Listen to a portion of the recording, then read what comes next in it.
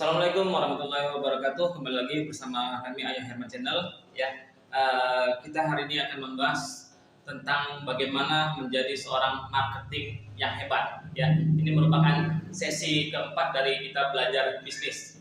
Baiklah teman-teman sekalian, ya, ada banyak cara sebenarnya untuk menjadi seorang marketing yang hebat. Tapi pada bahasan kali ini kita akan membahas hanya 8 ya untuk menjadi seorang marketing yang hebat. Nah, marketing hebat. Ya. Jadi mau Anda bekerja dimanapun, ya mau Anda jualan apapun, ya baik itu di paradigma umum, di konvensional, di paradigma sukses. Kalau ingin menjadi seorang marketing yang hebat, ya yang pertama kita harus believe. Ya, believe. Believe artinya apa believe? Believe itu percaya diri. Ya.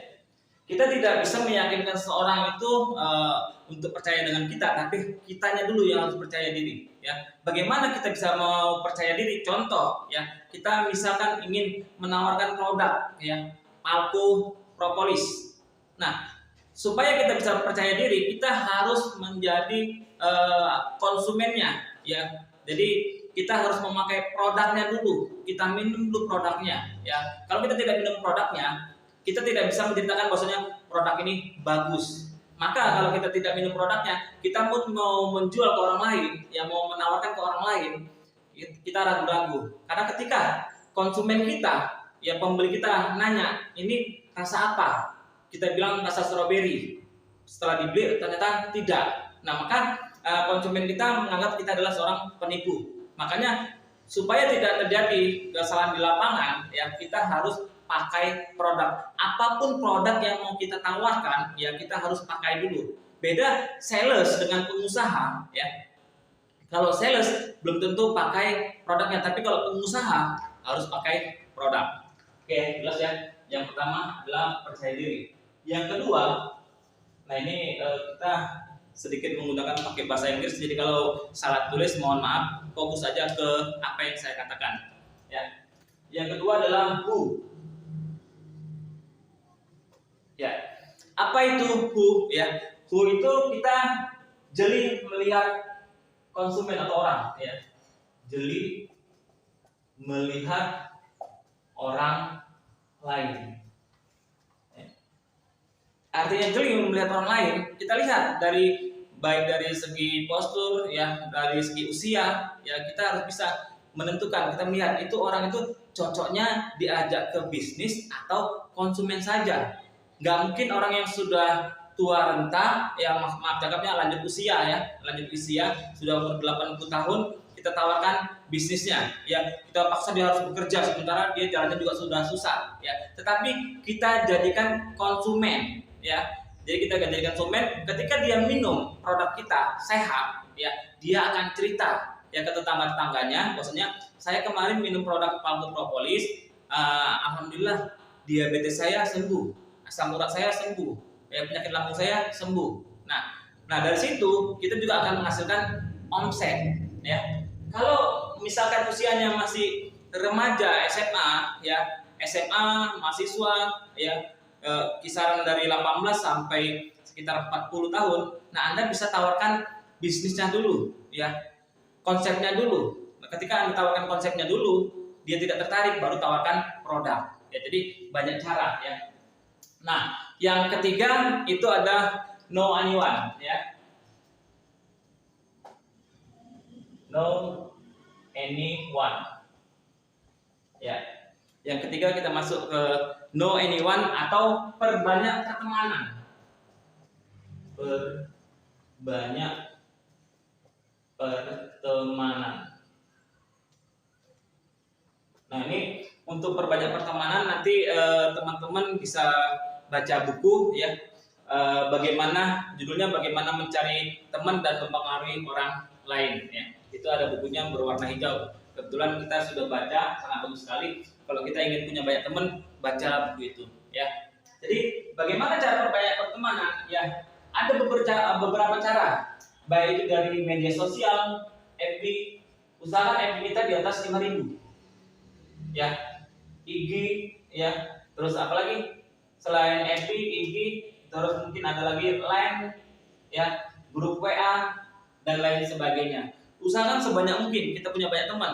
Artinya apa? Karena teman di sini itu adalah aset kita. Semakin banyak teman kita, semakin cepat kita untuk sukses di suatu usaha apapun, ya. Nah, yang berikutnya lagi, yang keempat, ya, yang keempat itu be friend. Be friend, ya, be friend. Apa itu be friend, ya?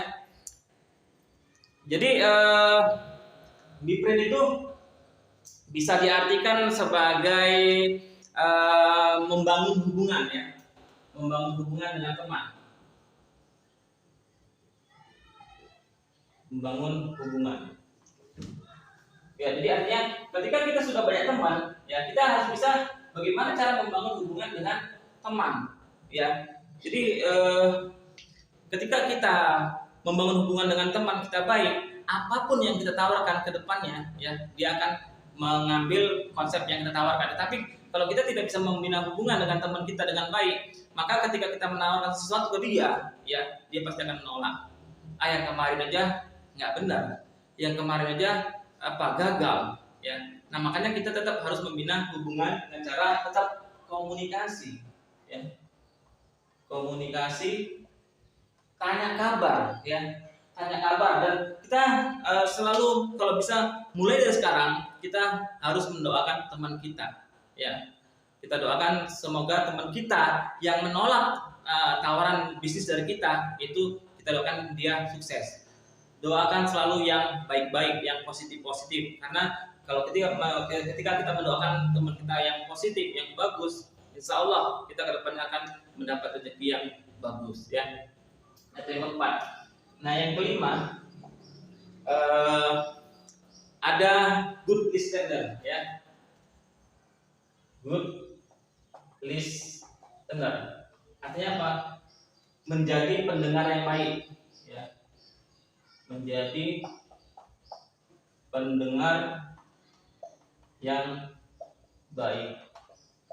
Nah, jadi ketika kita menawarkan sesuatu di lapangan, ya, pasti tidak semuanya berjalan mulus. Ada yang positif, ada yang negatif. Ketika kita berjumpa dengan orang yang negatif, mereka pasti akan mungkin mengejek kita, ya, menghina kita, atau mungkin ada yang mengajar kita. Ya, biasanya kan orang kan dia merasa lebih pandai, ya, lebih pandai. Tapi walaupun demikian, kita hanya jadi pendengar yang baik. Ingat, ketika kita ingin memiliki teman yang banyak, jangan pernah kita membantah apa yang mereka katakan. Jadilah pendengar yang baik, ya. Jangan kita menghina mereka, ya. Jadilah pendengar yang baik. Walaupun itu salah yang mereka katakan, tetap kita iyakan aja dulu, ya. Biar supaya Pak, mereka akan senang. Karena sifat manusia itu lebih senang dipuji daripada dihina, ya. Jadi ingat, menjadi seorang pendengar yang baik. Yang keenam,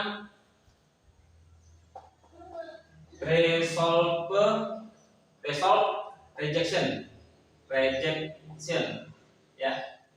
Artinya apa?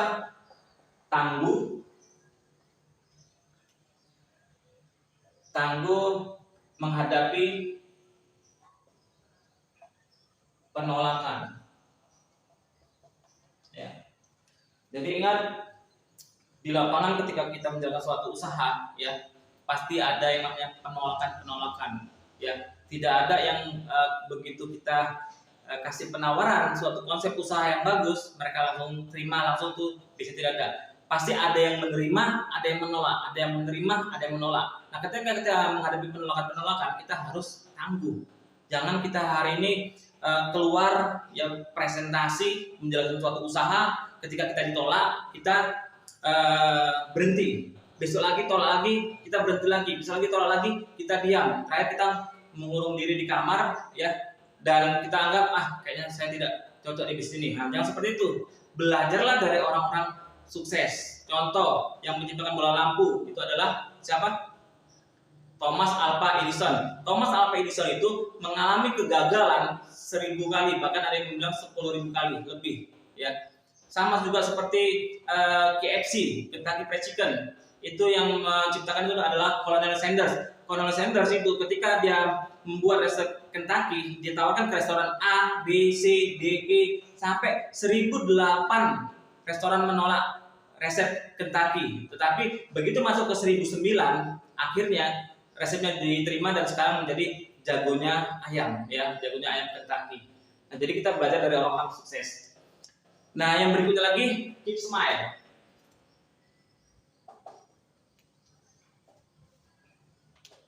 Ya, artinya apa? Selalu tersenyum.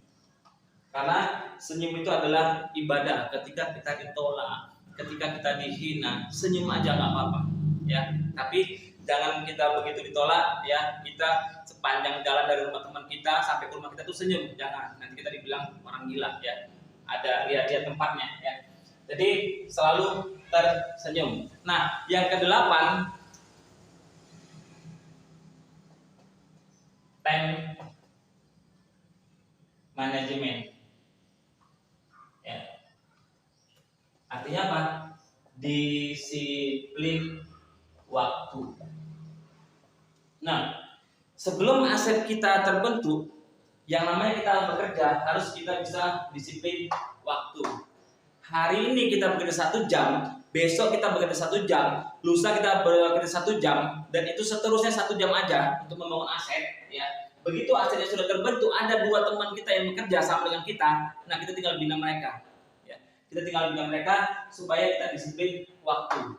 Kalau hari ini kita bekerja 1 jam, besok, lusa, dan seterusnya kita tidak bekerja, atau 1 minggu cuma 1 jam, nah itu namanya tidak bisa memanajemen waktu. Ingat, waktu tidak bisa diputar kembali, ya. Ketika kita sudah berhenti 1 hari, itu akan timbul rasa malas. Berhenti 2 hari akan timbul lagi rasa malas. Ingat, di mana-mana yang namanya malas itu tidak ada obatnya, ya. Jadi mulailah disiplin waktu, ya.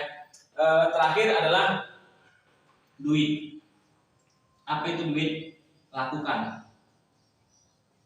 Ya, apapun usahanya kalau tidak kita kerjakan, tidak lakukan, itu sama aja bohong. Ya, kita hari ini buka usaha kedai bakso, ya, mie ayam, tapi ketika kita tidak sudah buka itu kedainya, kita tidak kerjakan, sama aja, ya. Makanya semua apa yang saya ceritakan dari awal sampai akhir, intinya itu adalah kerjakan, lakukan. Kalau tidak kita lakukan, itu sama aja bohong, ya. Baiklah teman-teman sekalian, hari ini kita sampai di sini dulu. Jangan lupa like and subscribe. Sampai jumpa di pertemuan berikutnya. Salam sukses. Assalamualaikum warahmatullahi wabarakatuh.